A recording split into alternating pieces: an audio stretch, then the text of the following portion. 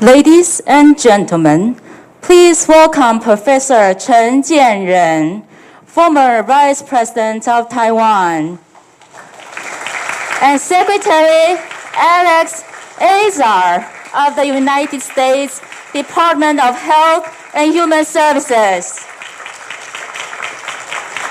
We now welcome Professor Chen to deliver welcoming remarks.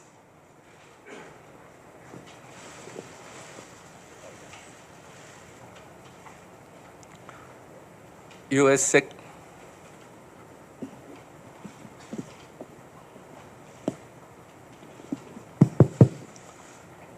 Secretary of Health and Human Services Alex Azar, Minister of Health and Welfare Chen Shizhong, AIT Director Brian Christensen, U.S. Assistant Secretary of Health and Human Services Robert Cartwright, AIT Chairman James Moriarty, Ambassador Okari, Ambassador Kiatu, Ambassador Edwards, Ambassador Kifas, and NTU Dean of Public Health Zheng Shouxia, and former Dean of Public Health Zhang Changquan, distinguished guests, ladies and gentlemen, good afternoon.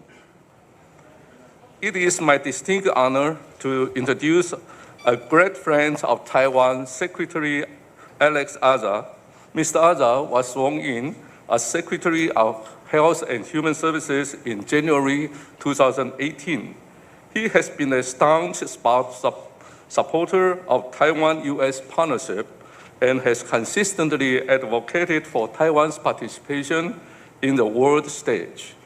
The Taiwan-U.S. public health collaboration is a loyal partnership that has lasted for almost 40 years.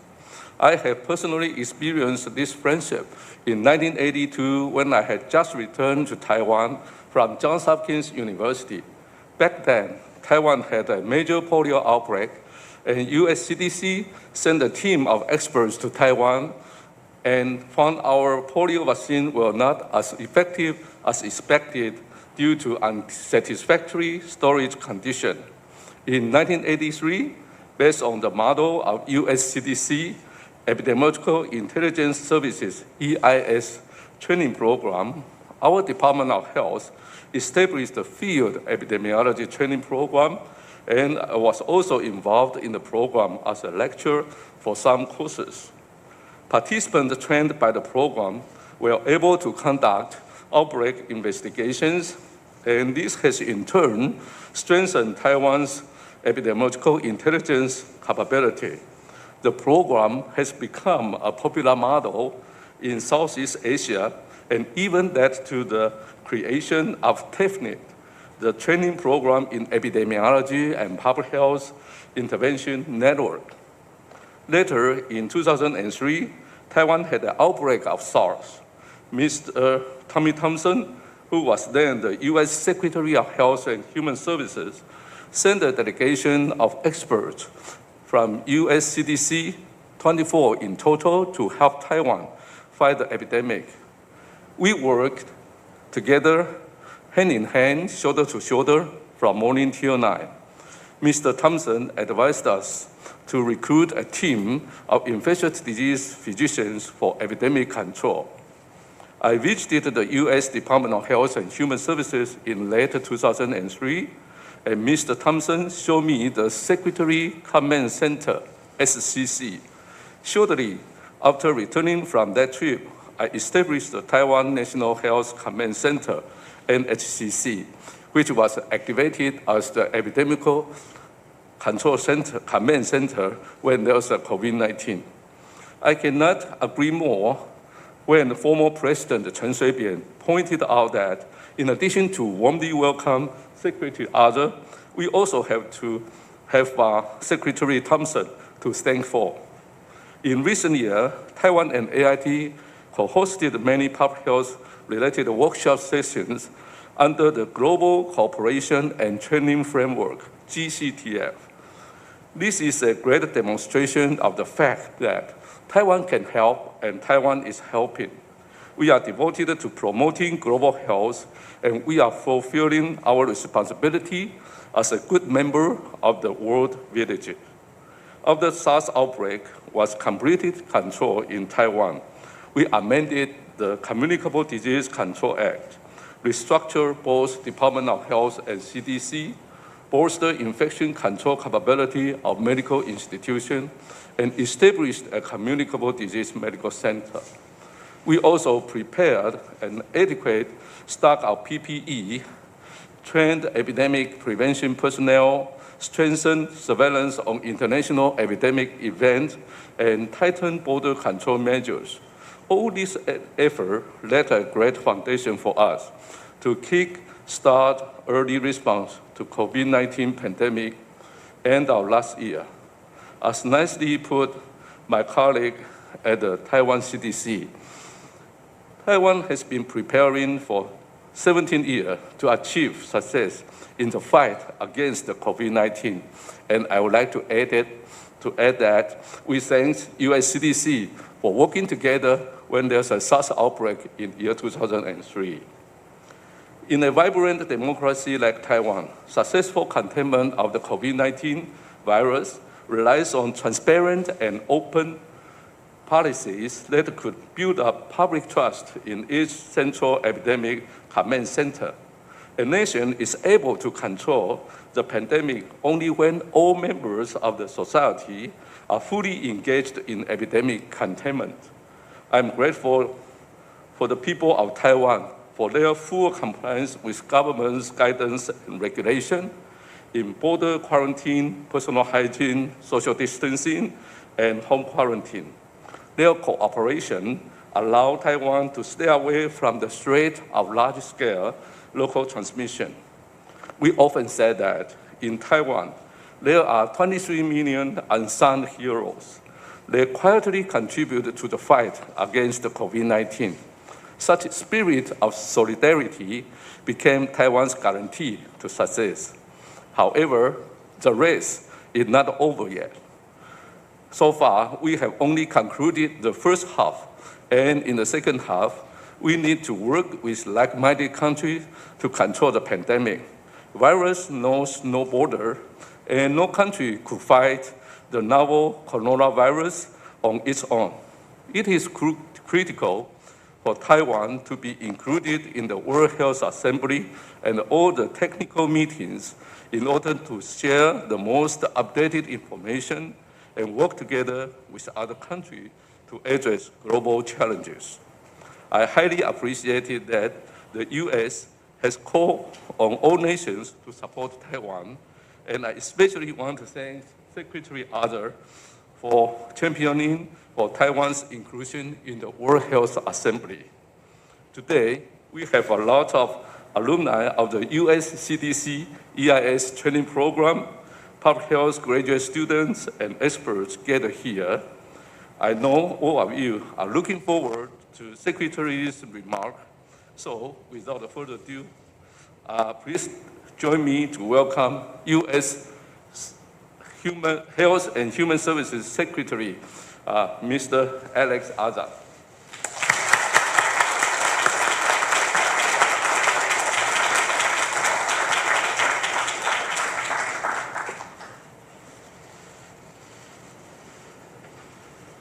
Good afternoon, everyone. Thank you so much for welcoming me here to National Taiwan University, and thank you to everybody I have met so far for welcoming me so warmly. It is an honor to be here in Taiwan as a representative of the American people and to bring greetings from a great friend of Taiwan, President Donald J. Trump.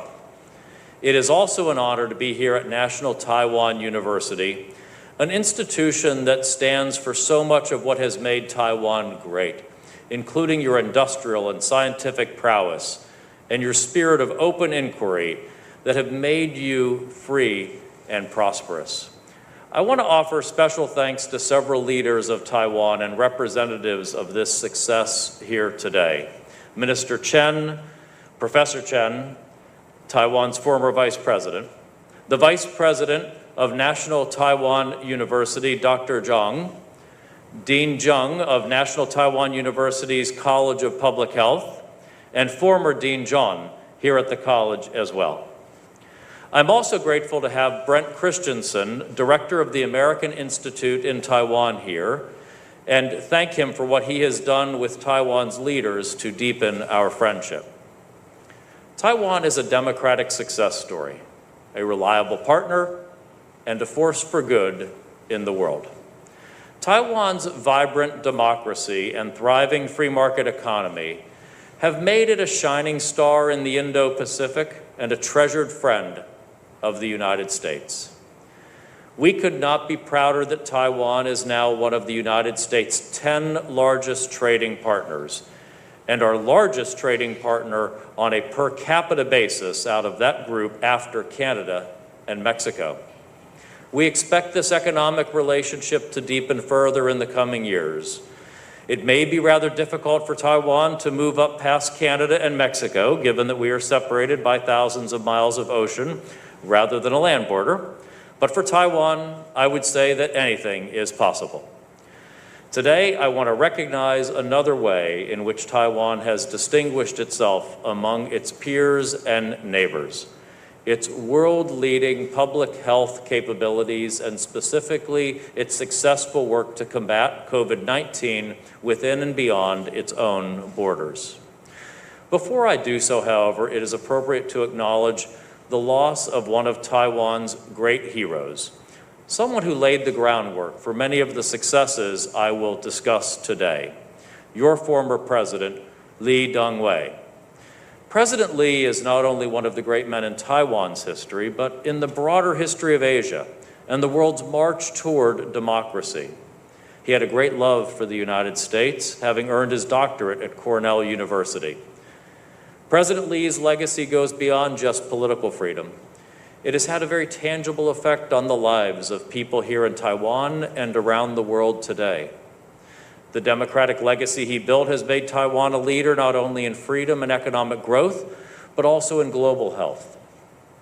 The United States believes these accomplishments are inextricable from each other, that our shared model of democracy and transparency is essential to keeping our people safe from the health threats of today and tomorrow. Taiwan's success is especially notable because of the challenges it has faced in gaining recognition for this work on the world stage. Taiwan is a model for the world in so many respects. Yet political bullying has kept it from being able to fully share its successes and develop relationships that would all make us healthier, wealthier, and safer. Certainly, Taiwan's success in combating COVID-19 speaks for itself. Even with a population of more than 23 million, Taiwan has had fewer than 500 cases, one of the lowest case rates in the world. Taiwan's early and decisive implementation of border screening has allowed you to identify the vast majority of imported cases and avoid substantial community spread. Through the work of Taiwan CDC, you have shared information freely and rapidly, enlisting the cooperation of the public to track and contain the virus more effectively than just about anywhere else in the world. Taiwan's work on contact tracing in particular has set the standard for the world. Like its neighbors in East Asia, Taiwan has used technology like cell phone locations to assist with tracing contacts of known COVID-19 cases. You have added your own entrepreneurial flavor too, by allowing crowdsourced, democratic solutions devised by individuals to flourish through fora like V-Taiwan. Among the many benefits of Taiwan's successful response to the virus has been the fact that Taiwan has not had to give up its love for sports. I understand that Taiwan's baseball league was able to start games this spring with a delay of only 3 weeks. Unfortunately, the United States has just begun our baseball season, with our opening day coming just a couple of weeks ago. There's one silver lining to that delay for fans from my current workplace in Washington, D.C. Our Washington Nationals, the one-time home of Taiwan's Wang Zhenming, had an extra several months to relish their status as World Series champions before starting the defense of their title this summer. Taiwan's success in combating the virus has not only saved lives and kept baseball going, as important as that is, Taiwan has used its success and its wealth to aid others around the world in their response to. That includes the Pacific Island nations with which Taiwan has developed such a strong relationship based on freedom, good governance, and mutual respect, sending supplies and direct technical assistance to help these states control their own epidemics. I want to recognize those representatives of the Pacific Island nations here today, ambassadors from the Marshall Islands, Nauru, Palau, and Tuvalu. I want to thank all of you for the close relationship you have fostered with Taiwan and your willingness to speak up for Taiwan in international fora. The Taiwan model of excellence in combating the virus has been obvious to us all. Taiwan's approach to combating the virus through openness, transparency, and cooperation stands in stark contrast to the country where the virus began. The Chinese Communist Party has had the chance to warn the world and work with the world on battling the virus, but they chose not to, and the costs of that choice mount higher every day. As the virus emerged, the People's Republic of China did not live up to the binding obligations it had under the international health regulations, betraying the cooperative spirit we need for global health. This came as little surprise to Taiwan, which experienced the consequences of Beijing's cover-up of SARS in 2003, costing dozens of lives in Taiwan and dealing serious disruption to the whole region's economy. I believe it is no exaggeration to say that if this virus had emerged in a place like Taiwan or the United States, it might have been snuffed out easily, rapidly reported to public health authorities who would have shared what they knew with health professionals and with the general public. Instead, Beijing appears to have resisted information sharing, muzzling doctors who spoke out, and hobbling the world's ability to respond. I can attest to this personally. The same week the virus was finally reported, and before any cases had been confirmed outside China, U.S. CDC Director Robert Redfield spoke frequently with his counterpart in the PRC about the outbreak. He repeatedly offered CDC's assistance to the PRC to understand the disease and to assist in response efforts. Yet, it took until mid-February, weeks after the virus had spread well beyond China's borders, for Beijing to admit a team of international experts to assist with the investigation, while claiming that the U.S. had been doing nothing to help. Taiwan presents a strong counterpoint. Your slogans for foreign assistance during COVID-19 have been, Taiwan can help and Taiwan is helping. Sadly, for political reasons, some don't want Taiwan to help, even when it costs lives. That is the unmistakable message from Beijing in the way it has recently dealt with the World Health Organization. From 2008 through 2016, Taiwan was able to participate in the World Health Assembly, the annual meeting of the WHO, as an observer.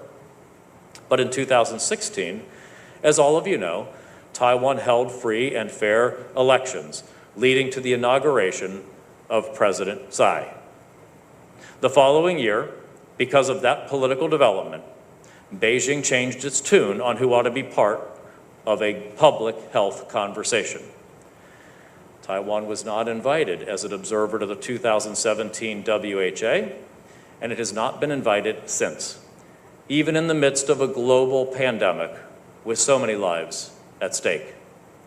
Representing the United States, I have spoken out against this decision at each WHA that I have attended. This spring, we issued our first joint statement with Taiwan on the issue, highlighting how much more illogical and counterproductive this decision has become during a global pandemic. This behavior is in keeping with Beijing's approach to the WHO and other international organizations. The influence of the PRC far outweighs its investment in this public health institution, and it uses influence not to advance public health objectives, but its own narrow political interests. Since the outbreak of COVID-19, for instance, Beijing has lobbied against the investigations and reforms desperately needed to make the WHO a more effective institution. Taiwan's exclusion from the WHO is especially puzzling when its contributions to global health began long before the COVID-19 pandemic. The United States and Taiwan have both been strong advocates of global health security and the international health regulations. An essential piece of this work is engaging in a joint external evaluation to assess public health capabilities. Taiwan became the 8th jurisdiction to publish results from its joint external evaluation in 2016 by engaging the Johns Hopkins Center for Health Security as its evaluator. This is a remarkable and meaningful commitment on Taiwan's behalf and helps to cement Taiwan's status as one of the world's leaders on global health security. I want to recognize the work of Professor Chen in making this assessment possible. The Indo-Pacific region and the whole world are safer because of Taiwan's commitment to this public health work. At other times, Taiwan has offered to make contributions to global health, only to have been rebuffed. In the spring of 2018, for instance, the World Health Organization put out an urgent call for funding to respond to an Ebola outbreak in the Western Democratic Republic of the Congo. Taiwan offered $1 million for this important fight, but the political bullying over Taiwan's status at the WHO ended up making this donation impossible. Taiwan's global health efforts have continued during the pandemic. That includes engaging with experts from my department and the health departments of Japan and Australia to strategize on the COVID-19 response through our joint global cooperation and training framework, which celebrates its 5th anniversary this year. The US, CDC, and Taiwan enjoyed an extraordinarily close relationship, working for over 15 years in areas as diverse as influenza chronic diseases, injury prevention, healthcare infection prevention and control, vaccine confidence, and foodborne illness. We worked especially closely with Taiwan during the 2003 SARS outbreak. The world has now experienced 2 serious viruses that have emerged from China in the past 2 decades, SARS and COVID-19. The issue is not which country is the source. The issue is how that country responds. There is very little about diplomacy that is simple. But when it comes to health, the expectations of the world community are quite common sense. You can't get anywhere without transparency. How can the world possibly work together to prevent, contain, and combat viruses unless we're willing to share information about these threats with each other? How could a doctor cure a patient without the patient disclosing his symptoms? How could doctors ever learn to treat a virus unless other doctors can honestly share their experiences? We have had successful cooperation and engagement with the PRC on a few issues, including on some areas in health. But on the most important health challenge of this century, genuine cooperation was lacking. I'm so pleased to be here today to thank Taiwan for setting a positive example and for choosing enthusiastically to be a part of the global health community. Your contributions have never been more appreciated than they are today. In these trying times, the United States knows that we will always have a friend in Taiwan, and we will not shy away from telling the rest of the world that they can rely on Taiwan too. Thank you all for inviting me here today, and thank you for your warm welcome to Taiwan. Thank you.